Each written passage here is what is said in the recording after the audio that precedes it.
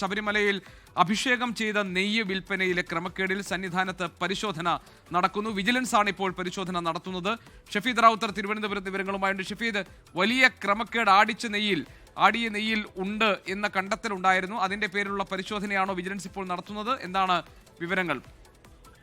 ഗോപി, ഹൈക്കോടതി നിർദ്ദേശപ്രകാരം ഇന്നലെയാണ് ഇതുമായി ബന്ധപ്പെട്ട വിജിലൻസ് കേസെടുത്തത്. SP മഹേഷ് കുമാറിന്റെ നേതൃത്വത്തിലുള്ള പ്രത്യേക സംഘത്തിനാണ് അന്വേഷണത്തിന്റെ ചുമതല. 33 പേർക്കെതിരെയായിരുന്നു ഈ കേസ്. ഇതിന്റെ ഭാഗമായിട്ടാണ് കേസെടുത്തതിന് പിന്നാലെ സന്നിധാനത്ത് ഇപ്പോൾ വിജിലൻസ് പരിശോധന നടത്തുന്നത്. സന്നിധാനത്തെ 4 സ്ഥലങ്ങളിൽ പരിശോധന പുരോഗമിക്കുകയാണ്. ഓഫീസ്, അതേപോലെ തന്നെ കൗണ്ടർ അടക്കമുള്ള സ്ഥലങ്ങളിലാണ് ഇപ്പോൾ പരിശോധന നടത്തുന്നത്. പ്രാഥമിക പരിശോധനയിൽ ഏതാണ്ട് 36,24,000 രൂപയുടെ ക്രമക്കേട് വിജിലൻസ് കണ്ടെത്തിയിരുന്നു. ജീവനക്കാരും ശാന്തികളും ഉൾപ്പെടെ നെയ്വിൽപ്പന ചുമതലയിലുണ്ടായിരുന്ന 33 പ്രതികളാണ്. 13,679 പാക്കറ്റ് നെയ്വിറ്റ വകയിലുള്ള പണം ദേവസ്വം ബോർഡിന്റെ അക്കൗണ്ടിൽ അടച്ചിട്ടില്ലെന്ന് കണ്ടെത്തിയതിനെ തുടർന്നായിരുന്നു കോടതി അന്വേഷണത്തിന് ഉത്തരവിട്ടത്. ഈ വകയിൽ 13 ലക്ഷത്തോളം രൂപ നഷ്ടമായെന്നാണ് കണ്ടെത്തൽ. ഏതായാലും വിജിലൻസിന്റെ പ്രാഥമിക കണക്കിൽ 36 ലക്ഷം രൂപയാണ് നഷ്ടപ്പെട്ടതായി കണ്ടെത്തിയത്. സ്വാഭാവികമായും ഈ അന്വേഷണം കഴിയുമ്പോൾ അതിന്റെ തുക അത് വർദ്ധിക്കും എന്നുള്ളത് തന്നെയാണ് നിലവിൽ ഇപ്പോൾ മനസ്സിലാക്കാൻ കഴിയുന്ന കാര്യം. മാത്രമല്ല, ഈ ആടിയ നെയ് ക്രമക്കേടുമായി ബന്ധപ്പെട്ട് ചുമതലയുണ്ടായിരുന്ന ഉദ്യോഗസ്ഥൻ സുനിൽകുമാർ പോറ്റിയെ സസ്പെൻഡ് ചെയ്തതായി നേരത്തെ ദേവസ്വം ബോർഡ് ഹൈക്കോടതിയെ അറിയിച്ചിരുന്നു. പക്ഷെ അപ്പോഴും പിന്നീട് അത് കാലാകാലങ്ങളെ തുടർന്നോ അതല്ലെങ്കിൽ ഇപ്പോഴും അത് തുടരുന്നുണ്ടോ എന്നൊക്കെയുള്ള കാര്യങ്ങളാണ് വിജിലൻസ് ഈ പരിശോധന കൊണ്ട് ലക്ഷ്യം വെക്കുന്നത്.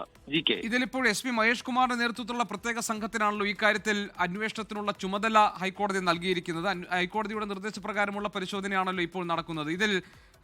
ഇതുമായി ബന്ധപ്പെട്ട് ഇനിയുള്ള തുടർ നടപടികൾ ഏത് സ്വഭാവത്തിലായിരിക്കും ഷഫീദ്? സ്വാഭാവികമായും ഉദ്യോഗസ്ഥലത്തിലേക്കുള്ള അറിഞ്ഞുകൊണ്ടുള്ള അഴിമതി അല്ലെങ്കിൽ ക്രമക്കേട് എന്ന് തന്നെയാണ് വിജിലൻസ് ഇപ്പോൾ വിലയിരുത്തുന്ന കാര്യം. കാരണം അതിന്റെ ഒരു വഴി തീർത്ഥാടകരാണ് ആടിയ ശിഷ്ടം നെയ്യ് വാങ്ങുന്നത്.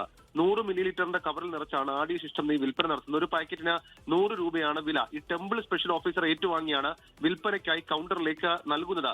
ഏറ്റുവാങ്ങിയ പാക്കറ്റിനനുസരിച്ചുള്ള തുക ദേവസ്വം അക്കൗണ്ടിൽ അടയ്ക്കാത്തതിനെ തുടർന്ന് ദേവസ്വം വിജിലൻസ് നടത്തിയ പരിശോധനയിലായിരുന്നു ഈ ക്രമക്കേട് കണ്ടെത്തിയത്. സ്വാഭാവികമായും ആ ക്രമക്കേടിൽ കൗണ്ടറിലുള്ള രേഖകൾ അത് വളരെ നിർണായകമാണ്. മാത്രവുമല്ല, നിലവിലിപ്പോൾ പുറത്തുവരുന്ന കണക്ക് പ്രകാരം 13,679 പാക്കറ്റ് നെയ്വിറ്റ വകയിലുള്ള 13 ലക്ഷത്തോളം രൂപ നഷ്ടമായെന്ന് കണ്ടെത്തൽ അതൊരു ഘട്ടത്തിലെ ഒരു ടൈം പീരീഡിലെ മാത്രമാണ്. അതിനപ്പുറത്തേക്ക് വിജിലൻസിന്റെ പ്രാഥമിക പരിശോധന ഏതാണ്ട് 36 ലക്ഷം രൂപ എന്ന് കണ്ടെത്തുമ്പോൾ സ്വാഭാവികമായും അവിടെ ഷഫീദ് ഒരു സംശയം ഇപ്പോൾ ഷഫീദ് സൂചിപ്പിച്ച ഈ 13,679 പാക്കറ്റ് നെയ്യ് വിറ്റതിലെ അതിലെ 13 ലക്ഷത്തോളം രൂപ അത് അടച്ചിട്ടില്ല എന്നാണ് കണ്ടെത്തൽ. അതിന്റെ ഭാഗമായി ഒരു ഉദ്യോഗസ്ഥനെ നേരത്തെ തന്നെ സസ്പെൻഡ് ചെയ്ത കാര്യം ദേവസ്വം ബോർഡ് ഹൈക്കോടതിയെ അറിയിച്ചിരുന്നല്ലോ. നേരത്തെ ഷഫീദ് സൂചിപ്പിച്ച സുനിൽകുമാർ എന്ന ഉദ്യോഗസ്ഥൻ. അതിനുശേഷവും ഇതൊരു ചങ്ങല പോലെ ഇതിലെ തട്ടിപ്പ് തുടർന്നു എന്നാണോ സംശയിക്കുന്നത്?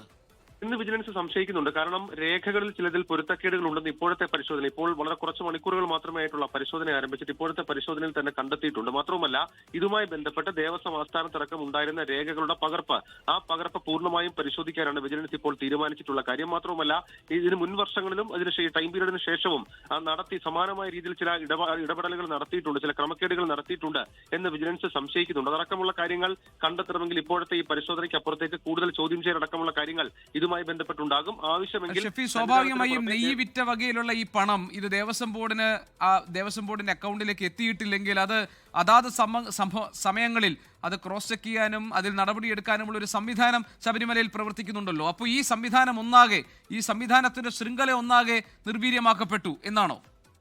അങ്ങനെയും കൂടി സംശയിക്കേണ്ടി വരും. കാരണം ഇത് ശബരിമല സ്പെഷ്യൽ കമ്മീഷണറാണ് ഹൈക്കോടതിയിലെ ശ്രദ്ധയിൽ കൊണ്ടുവരുന്നത്. ഹൈക്കോടതി നിർദ്ദേശപ്രകാരമാണ് വിജിലൻസ് കേസെടുത്ത് അന്വേഷണവും നടത്തുന്നത്. ഇതിന്റെ രീതി നമ്മൾ നേരത്തെ പറഞ്ഞതുപോലെ തന്നെ സ്വാഭാവികമായും ഇത് ഏറ്റുവാങ്ങുന്ന ആളുകൾ ടെമ്പിൾ സ്പെഷ്യൽ ഓഫീസറാണ് ഇത് ഏറ്റുവാങ്ങുന്നത്.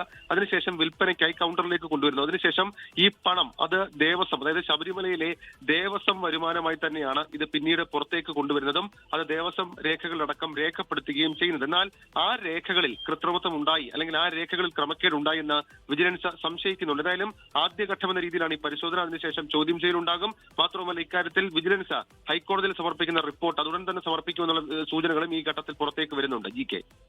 ലോകത്തെവിടെയായാലും ഏത് സമയത്തും 24 വാർത്തകളും ഓഗ്മെന്റഡ് റിയാലിറ്റി പാക്കേജുകളും എക്സ്പ്ലെയിനറുകളും വിശദമായി കാണാൻ ഞങ്ങളുടെ യൂട്യൂബ് ചാനൽ നിങ്ങൾക്ക് സബ്സ്ക്രൈബ് ചെയ്യാം.